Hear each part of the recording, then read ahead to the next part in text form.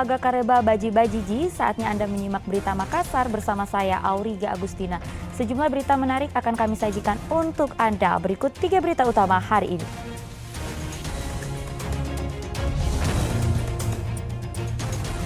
Jadi korban salah sasaran, seorang pemuda di Makassar tewas dikeroyok sejumlah warga.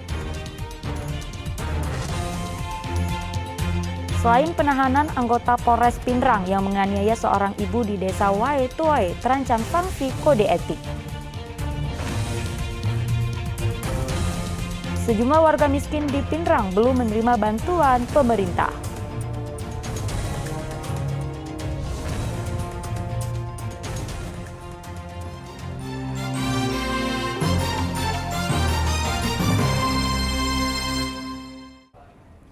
Kita awali informasi pertama, sejumlah warga mengeroyok seorang pemuda di kota Makassar hingga tewas. Aksi main hakim sendiri ini masih salah sasaran karena korban dituduh pelaku teror anak panah.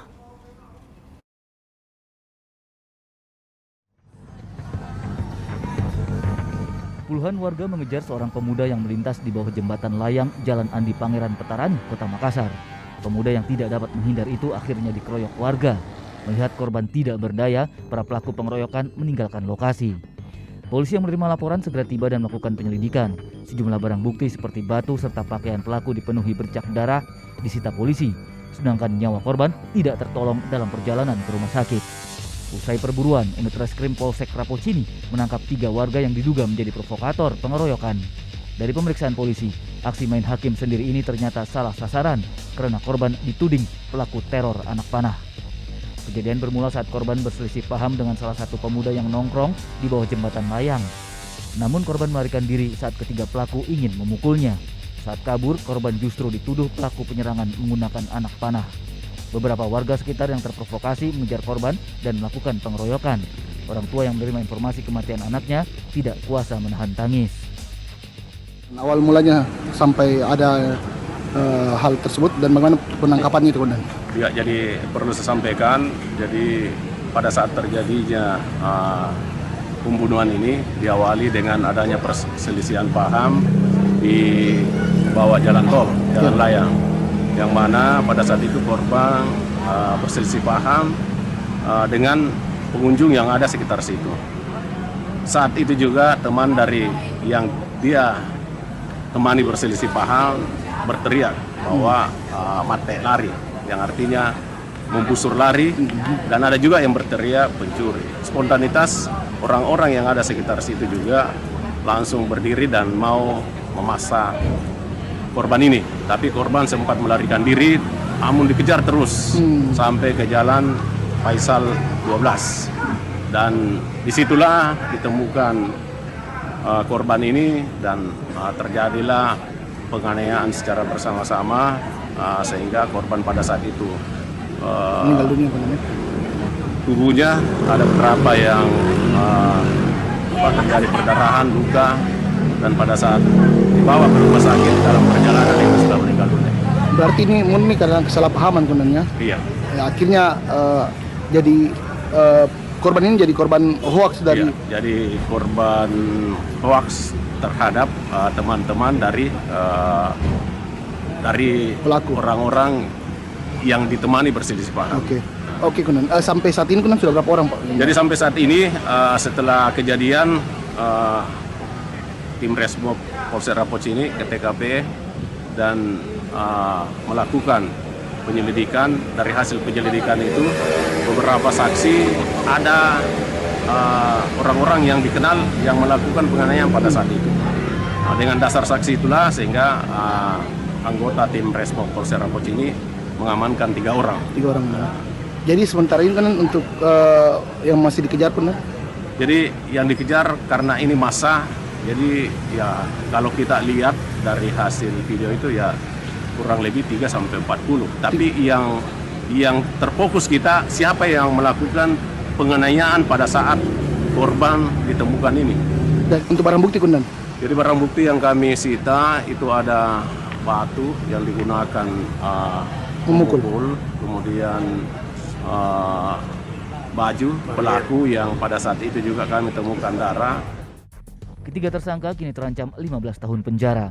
Polisi masih memburu warga lain yang ikut mengeroyok korban. Andi Muhammad Sardi melaporkan dari Kota Makassar.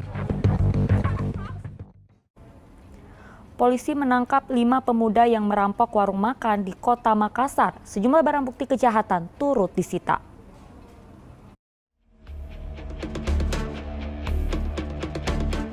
Lima pemuda bersenjata anak panah yang merampok rumah makan Nasi Kuning di Kecamatan Biringkanaya, Kota Makassar terekam CCTV.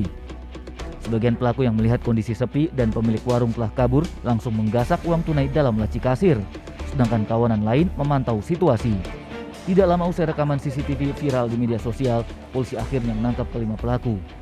Kejadian berawal dari komplotan pemuda mengejar lawannya yang diduga bersembunyi di warung makan Nasi Kuning. Lantaran situasi sepi, kawanan pelaku mengancam pegawai warung makan dengan busur. Pegawai warung makan pun kabur sehingga para pelaku leluasa mengambil uang tunai dari laci kasir. Bahkan nasi kuning dagangan korban juga digasak. Sejumlah barang bukti yang disita yaitu 2 ketapel, 2 panah atau busur, 1 helm, dan 1 motor. Barang bukti yang diamankan berupa 2 buah ketepil, helm, 2 buah panah atau busur, dan 1 motor merek Mio. Pasal yang diterapkan yaitu pasal 361 ayat 1, pasal 335 Yunto 56 KUHP dengan hukuman penjara 9 tahun. TKP yang terjadi di warung Nasi Kuning itu dia mengejar lawannya, ya, mengejar lawannya pada saat itu dia mengira ada di warung Nasi Kuning. Ya, pada saat kelihatan sepi, dia mengancam daripada pegawai warung dengan menggunakan ketepil, ya, ada busur sehingga pegawainya melarikan diri. Ya, di saat kosong itulah dia mengambil sejumlah uang yang ada di laci dan mengambil nasi yang ada di sana. Ya, itu yang dilakukan. Padahal tersangka lawannya tidak ada di sana. Akibat perbuatannya, kelima pelaku terancam 9 tahun penjara. Andi Muhammad Sardi melaporkan dari Kota Makassar. Mayat bayi hangus terbakar ditemukan di tempat sampah Jalan Agus Salim, Kota Makassar. Polisi hingga kini masih mencari orang tua yang diduga sengaja membuang sekaligus membakar bayi.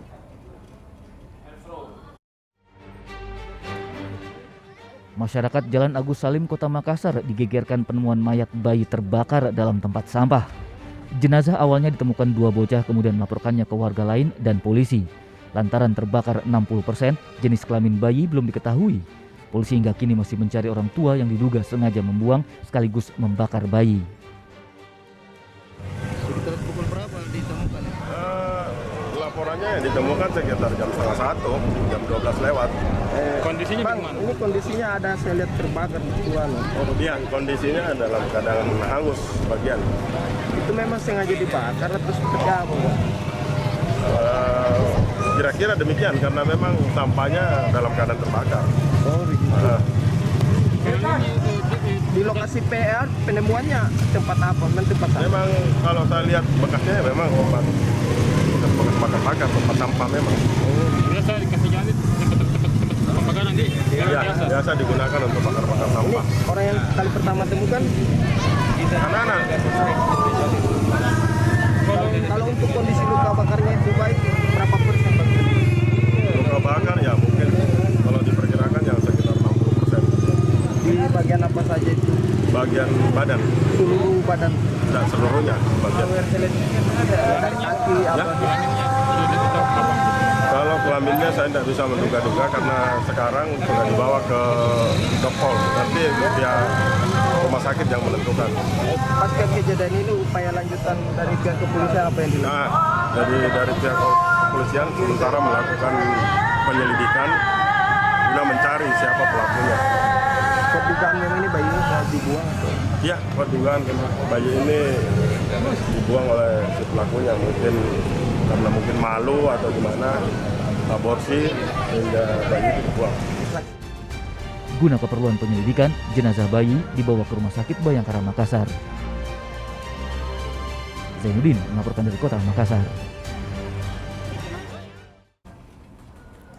Tidak hanya ditahan, anggota Polres Pindrang yang menganiaya seorang ibu di desa Waitoy terancam sanksi kode etik. Diduga penganiayaan dipicu hasil penjualan ikan dari tambak keluarga pelaku. Selain penahanan, anggota Polres Pinrang berpangkat Aibda yang menganiaya seorang ibu terancam sanksi demosi melalui sidang kode etik profesi jika terbukti melanggar kode etik. Demosi merupakan pemindahan polisi dari posisi yang ditempati ke jabatan lebih rendah. Sanksi demosi tercantum dalam Peraturan Kepolisian Negara Republik Indonesia Nomor 19 Tahun 2012 tentang susunan organisasi dan tata kerja Komisi Kode Etik Kepolisian Negara Republik Indonesia. Ada S ini sudah kita tahan, kita tempatkan di tempat khusus dan sudah kita lakukan pemeriksaan oknum kepolisian, yaitu atas nama Aibda S termasuk korban dan saksi-saksi. Ini sebenarnya antara oknum kepolisian dengan korban ada hubungan keluarga, dan dari pihak korban sudah membuat pernyataan untuk tidak menuntut secara hukum. Namun demikian itu tidak menggugurkan hukum bagi dia. Gitu. Tetap kita proses Aibda S, selain kita tempatkan tempat khusus, nanti akan kita sidangkan juga. Baik nanti hasil keputusan sidang demosi atau apa, tergantung dari dewan sidangnya nanti. Terjadi kejadian Aibda S, tentunya pengawasan dan pengendalian anggota ini akan kita lakukan lebih intens lagi. Baik kita lakukan dalam bentuk pembinaan rohani, pengawasan, mengarahkan, mengingatkan. Namanya polisi ini harus menjadi pencontohan masyarakat, baik tutur kata ataupun perilaku. Suka atau tidak suka, mau tidak mau harus itu. Jadi apabila ada oknum kepolisian yang melanggar ataupun melakukan tindakan yang tidak patut, 2 kali tindakan yang kena. Selain dia diancam dengan pidana, juga dengan kode etik profesi. Rekaman video penganiayaan seorang ibu di kampung Waituoe oleh anggota Polres Pinrang berpangkat Aibda beredar di masyarakat. Diduga masalah dipicu penjualan ikan dari tambak keluarga pelaku. Korban dituduh berbohong terkait hasil jual ikan yang dipercayakan oleh keluarga pelaku. Korban dan pelaku masih memiliki hubungan keluarga. Walaupun sepakat berdamai, pelaku tetap ditahan dalam tahanan khusus Polres Pinrang selama 5 hari. Suardi Gatang melaporkan dari Pinrang.